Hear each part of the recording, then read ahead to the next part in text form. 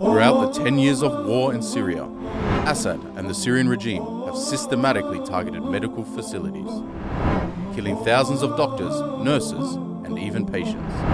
Yet, despite all these hardships, medical professionals continue to strive and serve the Syrian people, placing their own lives on the line. Join me and my guest Dr. Majdi Ibrahim, a prominent general surgeon who graduated from Damascus University in 2006. He has been active for over 8 years during the revolution, and he also teaches at Idlib University. We will discuss his personal journey working on the front lines in Syria, the stages of the medical sector throughout the revolution, and the recent outbreak of COVID-19 Delta variant in the liberated areas. Join us on the Levant 24 podcast to hear more. Assalamu alaikum, I'm your host Khalid, and welcome to another episode of the Levant 24 podcast from Idlib, Syria. Now, before I introduce my esteemed guest today, I want to take the time to thank everyone who's been supporting us and sharing all the positive feedback. It's really appreciated, and we hope to continue contributing in supporting the free Syrian people in their noble cause for freedom, dignity, and honor. My guest today is Dr. Majdi Ibrahim. He was born in the capital of Syria, where he studied and graduated from Damascus University, Faculty of Medicine in 2006. He then further specialized in general surgery and completed his specialization in 2010. He has traveled to many parts of the world, but in 2013 he decided to come back home and serve the people during the revolution. He is also a teacher at Idlib University. Welcome to the show, Doctor. Wa alaikum assalam wa rahmatullahi wa barakatuh. Welcome to you, Mr. Khalid. I'm too much grateful for you for this meeting. It's always nice to see you, and it's a pleasure to have you with us today. Now, since the beginning of the revolution here in Syria, the ongoing assault and deliberate targeting of healthcare facilities and personnel has been unprecedented. According to the Physicians for Human Rights, over the last 10 years, there have been more than 600 reported attacks on medical facilities across the country, and at least 930 medical professionals have been killed during the war. Yet, despite all odds, doctors like yourself never gave up. You place the lives of the patients you serve and the civilians above your own, and you continue to serve them despite all the hardships. This in itself is a triumph, a victory, and a prime example of the will and determination of the Syrian people. And look, sorry for maybe putting you on the spot at the start, but we have to give credit where's due. And it's examples like yours and the hundreds and thousands of Syrians who continue to inspire and motivate me to continue in this path and struggle for freedom and justice. So, Jazakallah khair, and it's a pleasure to sit with you today. Alhamdulillah, iyaakum inshallah. Now, we have many topics I'd like to discuss with you today, from the history of the medical sector during the 10 years of war, the obstacles and difficulties healthcare workers face in the Muharrar, in the liberated areas, as well as the recent outbreak of the Delta variant of the COVID virus. But before we dive in, I'm sure our listeners would be interested to hear more about yourself and your story. So maybe you can share with us a bit about your personal journey since the beginning of the revolution until now. Tamam. Jazakumullah khair, Mr. Khalid. I'm too much grateful for you. In fact, first of all, I would like to say a very important thing. Here I'm not going to talk about myself, Majdi, but I'm going to talk about an example of a medical member who has been here for about 9 or 10 years. Sure. So I'm here to talk about my friends, my doctor friends, nurse friends who were killed and who are still alive. Tamam. For me, I'm Majdi Ibrahim, general surgeon, 40-year-old. I'm Damascus.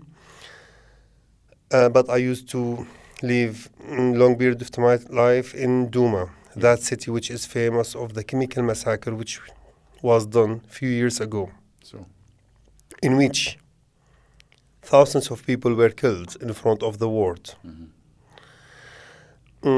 As you know, I was graduated in 2006. Then I started general surgery. I completed it in 2010.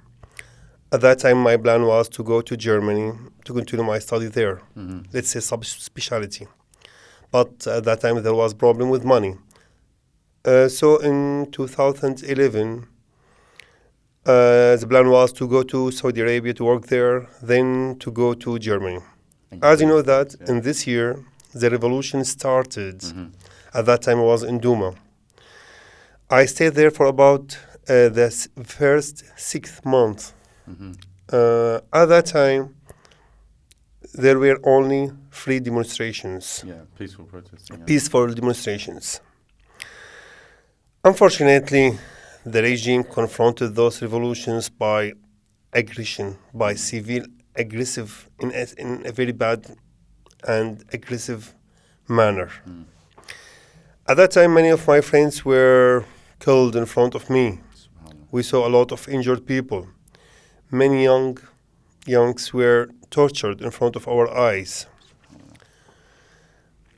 After about 6 months of the revolution, I went to Saudi Arabia. At that time, I told myself it's a matter of few months, then everything will be okay. So you thought maybe it was like the other countries, like for example in Tunisia and Egypt, just a wave. You didn't expect it to be At that time, I think we were too much simple. Yeah. We thought that it will be a short-term revolution and it will not continue for a long period of time. No.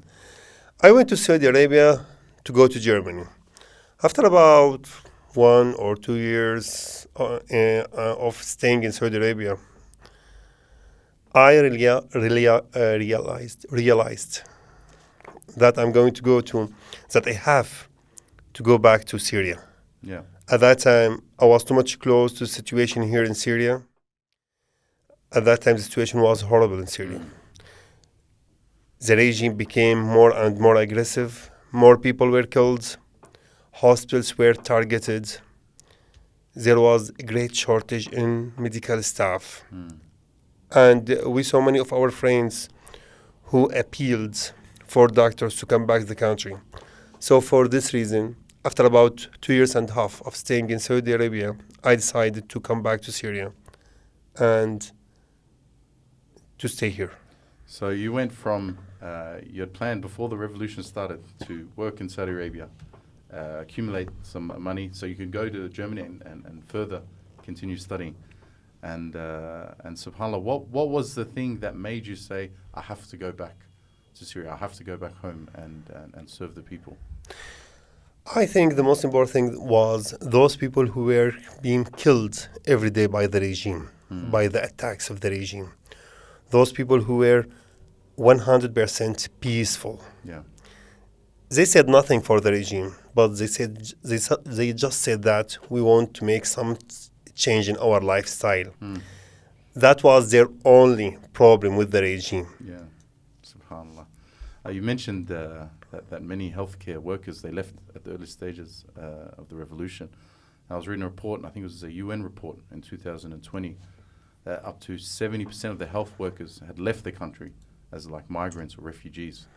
And I'm sure that would have been a big blow on the medical sector in Syria. Even though Syria was renowned for producing doctors and professional medical workers, it definitely left an impact. Tell me about a story, or maybe you can share with us a story. That's something that you witnessed firsthand as a medical worker in Syria. That regime looked at us as a terrorist because we are treating the people. So, unfortunately, most of the doctors decided to leave the country at that time because they were too much afraid of the violence of the regime. Being a doctor and treating the patients at that time was a crime, a real crime. At that time, you are not doing anything, just giving medical care for a human body. But that was a great crime for the regime. For this reason, we decided to leave, trying to protect ourselves. I'm talking about me and about other friends. Yeah, and that's what you're saying is on par with the strategy that Assad and his regime has used since the start till now. And it's the constant and systematic targeting of healthcare centers, schools, public areas. And they do this, as you mentioned, to basically cause fear into the civilian population so they can surrender and submit to the regime. You mentioned you had many friends or people that you knew that were taken, that were tortured by the Syrian regime. And I remember reading reports, about doctors in Damascus, in particular, that were taken by security services, and they had disappeared. Do you know any personally? Do you know any friends? You had medical workers or colleagues that were detained by the regime? Yes, of course. Many of our friends were tortured. Many of our friends were imprisoned. But in fact, here I think it's better not to talk about names. Yeah, of course. Because we are afraid about their families and their brothers, which may be still inside Damascus. Sure. I think the regime intended to target the medical facilities and the schools because at that time he thought that doing such kind of thing will make the people change their mind and leave that idea of the revolution, of changing the regime. So I don't think that it was unintended targeting, but he intended to do that to show us or to tell us or to say, let's say, to send us a message. Leave it. Come back to me again. I'm the best and I'm the only man here in the country. And even till now, he continues to do this. Assad and the regime, backed by Russia. Just yesterday, they targeted Idlib city, and I think there was 3 shuhada, 3 killed. Of them was a doctor. He was also, as I understand, Dr. Abdul Qadir, Dr. Nuruddin Ghafir. And as far as I know, he was a prominent professor and doctor in the freed areas. Do you know about this brother? Yes. Yesterday was horrible for Idlib city. That city was targeted by 4 or 5 attacks. Many civilians were killed, maybe 4 or 5. 20 were injured.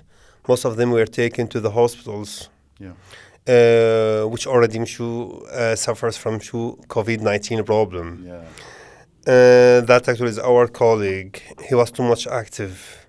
He's a civilian. He has no relation with any military action. And this is what we have been seeing from the regime along 10 years. More killing and killing for civilian people. Ask Allah SWT to accept him. As far as I know, he was even one of the founders of Idlib University. There was the woman, Jude Sharit, and her story went viral on social media. She was sitting on a balcony near the place of the attack, and she took a photo of the view from a balcony, and she wrote a beautiful message. It was a prayer to Allah SWT, a prayer to God, and that she was content and she was pleased with everything she has. And it was a very nice message. And subhanAllah, minutes after she posted that message on Facebook, the Assad regime hit, and a shrapnel went straight through her heart, and she died instantly. And subhanAllah, it's stories like this were just yesterday in the middle of a populated city of almost 1 million people. And subhanAllah, it's stories like this we were discussing before we started recording, and you gave us a good reminder that it's a reminder that the war's not over, that people are still getting targeted, that the regime still needs to be held accountable. But I want to go back to the topic of your experience and your story. So you came back in 2013? Exactly. Yeah. And where did you go after that? So, let's say in 2013, I came back here. In fact, one of the most important problems I faced at that time was convincing my family to come back with me. Yeah, sure. It's too hard for you if you are living in Saudi Arabia in the Gulf, where the life is luxurious. Yeah. You have everything, cars, homes. The place is totally safe. You don't have any problem. Then you are going to go back to Syria. Back to a war zone. It will be horrible. The idea will be horrible. In fact, I need about a few months to convince her, my wife, to come with me. Alhamdulillah Rabbil Alameen, in the end, she was totally convinced. Alhamdulillah. And they're well? Your family's well? Tamam, Alhamdulillah Rabbil Alameen. Everything is well. Alhamdulillah. The most important thing, I insisted to convince her to come. Because at that time, I knew that the life here is not easy at all. Yeah. We are going to go to place of war in which electricity, safety are not available. Yeah. Those services which are needed for the human being are not available. Yeah. In 2013, I came here to Idlib. At that time, the situation was totally different from the situation now. at that time, the area of motion was too much limited. So we were too much restricted in Yeah. our motion. This was before the opening of Idlib and Jisr and Yes, of many main course. cities in Idlib. Idlib, just Shughur at that time were with the regime. So we have to move only with the borders. The situation was too much hard. Yeah. At that time, we have two problems. The first one, shortage of medical staff. Second one, shortage of hospitals. At that time, we have to recruit many employees who have no certificates, but they have only experiences because we don't have. Yes. Tamam. I still remember that time in which at about 10 o'clock p.m. in the night, roads are not safe. A patient came to you to the hospital. He has myocardial infarction. You have to see him. In fact, such patients should not be seen by a surgeon because it's not his work at all. He's a cardiologist But specialist. in Syria, you have to see him. Why? Because you don't have other options. You don't have other choices. So such patients at that time should have been admitted in the hospital, which was a very small hospital, maybe only 20, 30 beds. You have to take care of him till morning. Usually, such treatment is being done by a cardiologist in a CCU. This is when we are talking normally. But when you go to back 10 years or 9 years ago, in Syria, that was done by a surgeon in very small hospitals in which CCU is not available. And we have a lot of similar cases. But later, after the liberation of Idlib city, the situation totally became different. Yeah. So after these areas were liberated, you said that the medical sector developed or evolved, you could say, from where it was at the start of the revolution. In what ways did it change after the liberation of the Idlib province? And how has it developed till then? As I told you before, our great problem before liberation of Idlib and Jisr Shughur was shortage of medical staff. But after the liberation, many doctors and nurses joined us. Those hostels which were in Idlib and Jisr Shughur were re-established again to work with us. And that was a very good step in the medical work in this area. I remember well that after the liberation, we could work more, move better. Our motion was, before the liberation, too much restricted. Now we can move better, in a better way at all. Yeah, I remember back in the early stage of the revolution, 2012-13, most medical facilities and hospitals, they only provided emergency care or trauma cases from Qasaf and from airstrikes from artillery. And now we see that there's many specialists. We see many hospitals being opened. And even before, there was no specialist before. I remember, for example, if you needed to see a specialist doctor, it wasn't available. Hassan, you had to go to Turkey, or you had to go outside to seek the treatment. What has developed since then in the medical sector? In the first years of the revolution, I'm talking about 2013, 2014, the medical care was too much simple. At that time, we concentrated only on surgery because, as you know, that those patients were the most important patients we used to see at that time. But day by day, the medical care developed. Now, alhamdulillah, Rabbil Alameen, we have a good number of hospitals. We have good staff. We have even specialized hospitals for pediatric patients, for gynecology, hospitals for orthopedic patients. Even cardiac catheterization is being done here in this area. And this is, I think, a very good achievement for the medical staff here in the liberated area. And this is a very important message to the world to say that support us a little bit and we are going to do too much. Tamam. Of course, I'm not going to say that the medical care here is perfect because we are still under war. Yes, sure. But we can say that it's very much better than before. Yeah, and it's like you mentioned, it's establishing a foundation, you could say, and this didn't happen before. Before it was just constant state of bombardment and attacks and instability. Now that we've seen relative security, like you mentioned, we're still in a war zone, but during the last few years we've seen relative, you could say, stability inside the areas. We're seeing these sectors and specializations develop. We also have, for example, like the University Hospital, which was established in 2020.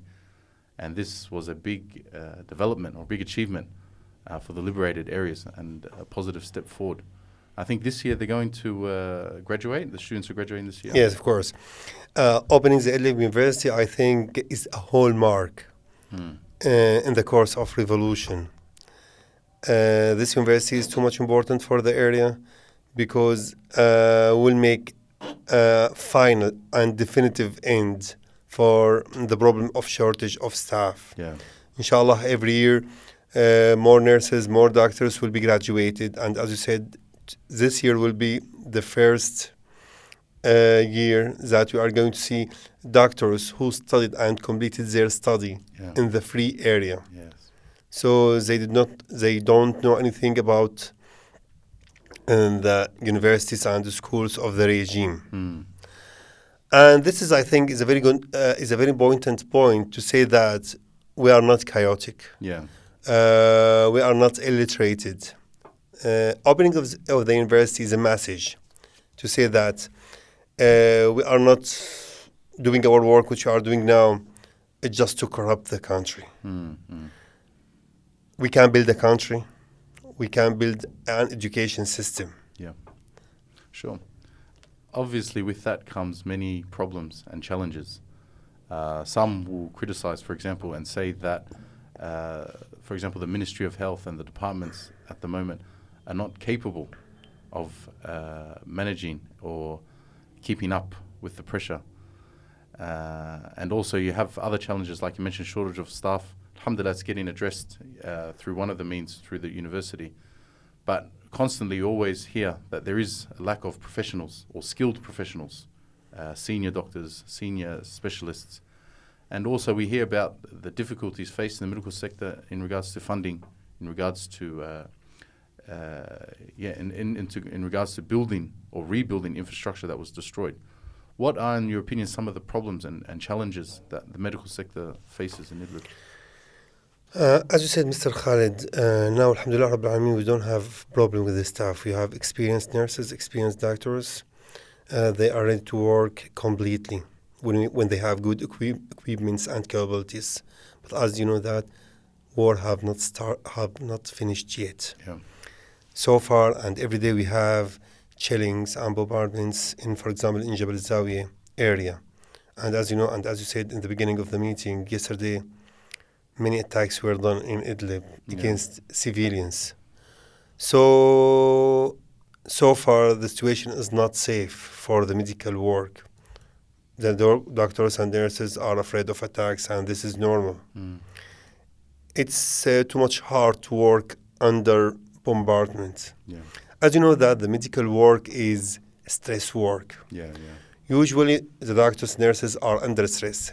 I'm talking about Europe and America, in which the situation is totally safe. Yeah. So what's about working under bombardments? Yeah. You will be under more stress. Imagine yourself doing a surgery for a patient in the theater.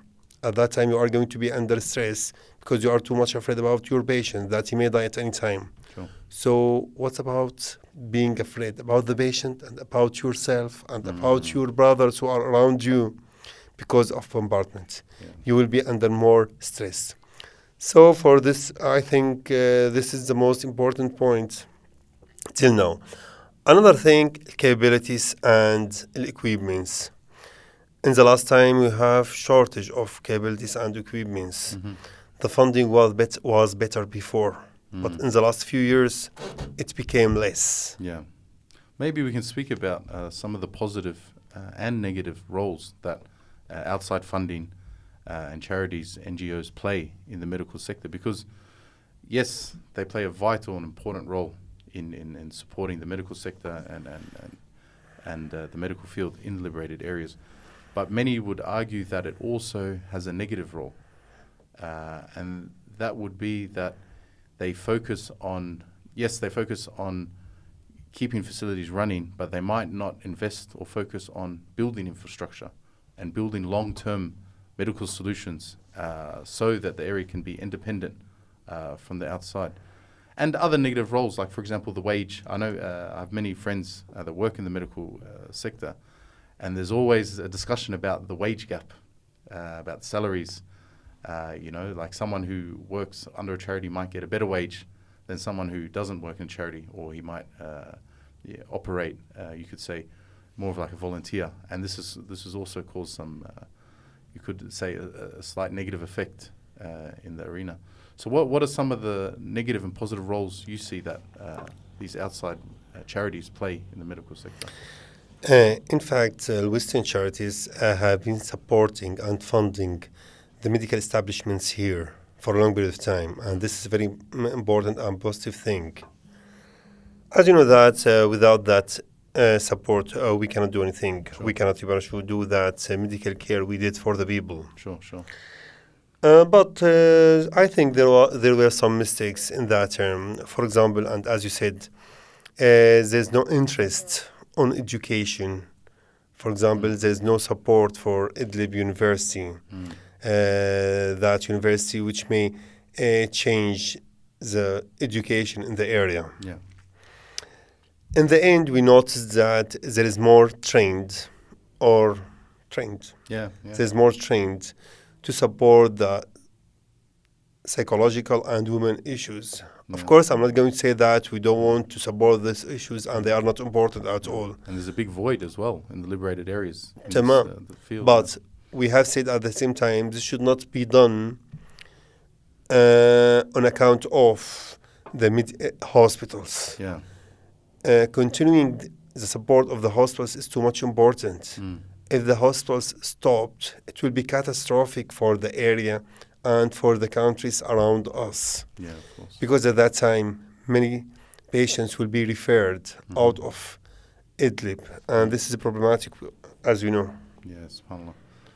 What are some solutions do you think that we can work towards resolving or strengthening the medical sector inside Idlib at the moment?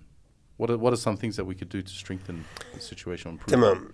One of the problems that we have here is that the medical charities outside of Syria is dealing with the hospitals separately. So that organization come and support that hospital. Other organization come and support another hospital. We don't have good connections. Yeah. We don't have cooperations between organizations, and this is a great problem. I think there should be, let's say, a trend from outside of Syria to deal with the government of health in Idlib, and that government which controls and the situation here. Yeah. So at that time, the support and the funding will come to the center, and the center will provide that support to the peripherals. Although this is the role, and you're right, this is the role of, for example, the Ministry of Health in Idlib.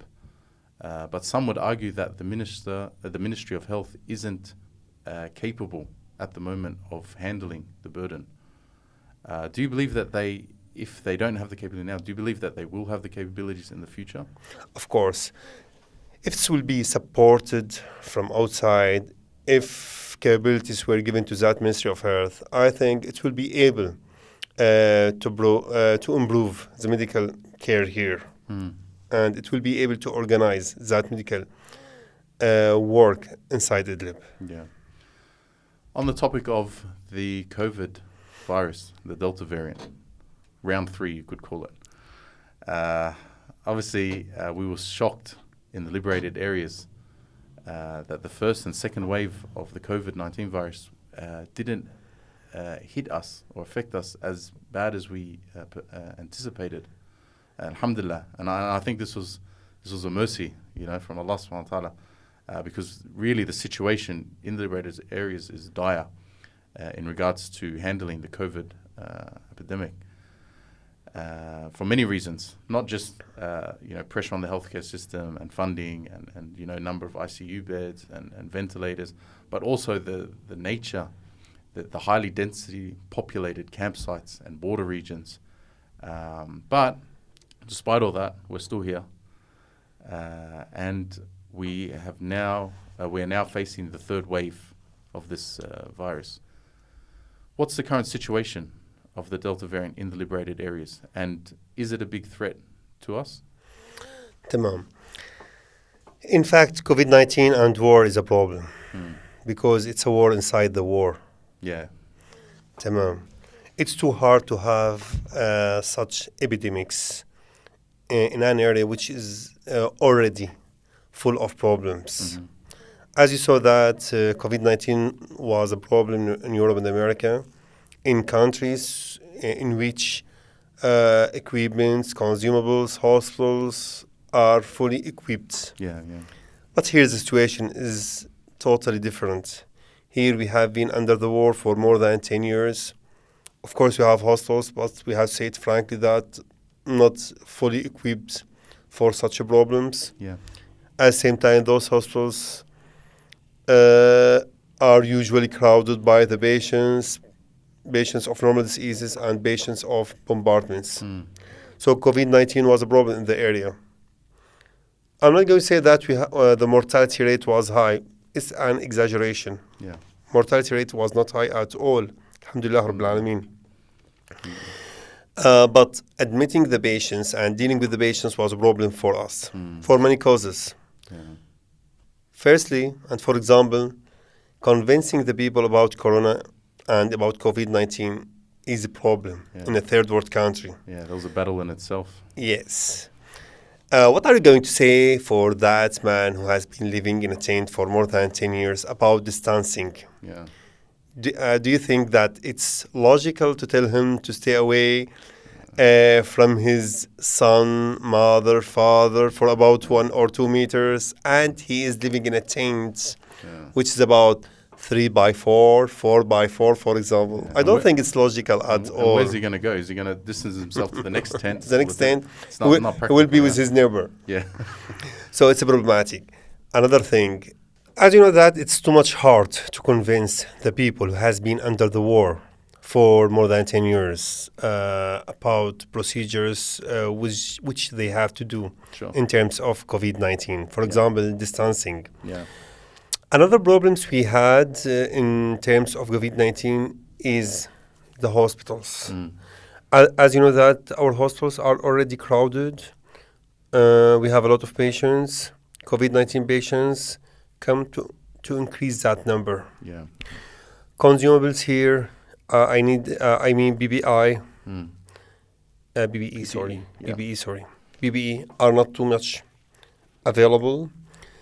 Masks, which are too much needed in case of COVID-19, are not too much available. So, for example, here in our hostel, we started to manufacture our own masks. Those were cloth masks. Of course, they are not standard, but they are better than nothing, because you don't have other choices. You have to make do with what you have, SubhanAllah.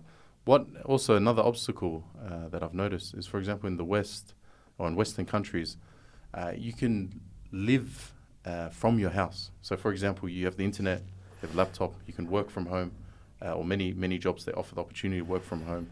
You can order things, shop online.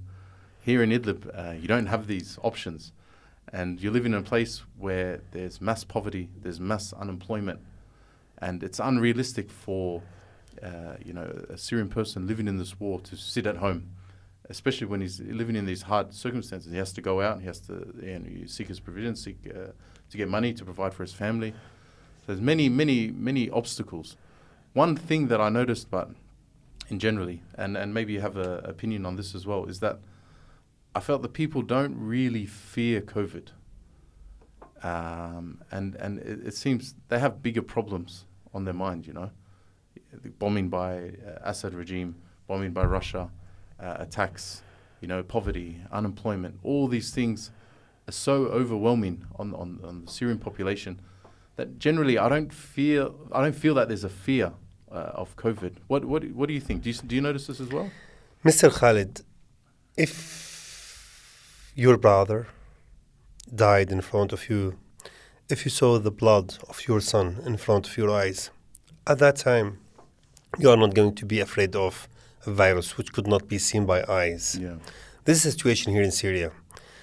The people have suffered too much along 10 years of war, which has been hard, severe war. Mm-hmm. So I don't think that COVID-19 will be a problem for them. Yeah. Dr. Majdi Ibrahim, it was a pleasure speaking with you today. But before we head out, I was hoping you could share one last thing with us, inshallah. As you know, there's many Syrians that live abroad, that live outside of Syria, and they were forced to leave their homes and their country because of the Nizam, because of the bombing, the Assad Syrian regime campaign against the civilians. Now that the situation here in the liberated areas is developing, and you could say that society is being re-established, what's your advice or message to those Syrians, in particularly the Syrians who have medical qualifications and skills, but they're living outside? Tamam. In fact, I have two different callings or messages, let's say. The first one for Syrian doctors and professionals who are outside of Syria. Mm-hmm. I really ask them to continue their medical and financial support for the area here, because we're really still in need for them. Yeah. Of course, we have our university and our hostels, but those establishments should be supported. Sure. I ask the doctors outside of Syria who are able to come here to do some kind of training for the staff inside Syria. I have another message for the international community about the situation here in Syria. The war is still on. Hospitals should be supported. Every day we still have injured people, injured patients. Now, in this time when we are recording this interview, I had a message about the killing of the mother of one of our colleagues and the amputation of the arm of his brother. So war has not finished yet. SubhanAllah. If we are not going to support those hospitals, millions of people will suffer from the war and will not find any place to be cared in. And this is a problem for the area and for the Middle East in general. Dr. Majdi Ibrahim, Jazakallah khair. It was a pleasure speaking with you today. I really enjoyed it. Too much thankful for you and for all the audience. Thanks for you, Mr. Khalid. Allah yafdali. Assalamu alaikum. Wa alaikum assalam wa rahmatullahi wa barakatuh.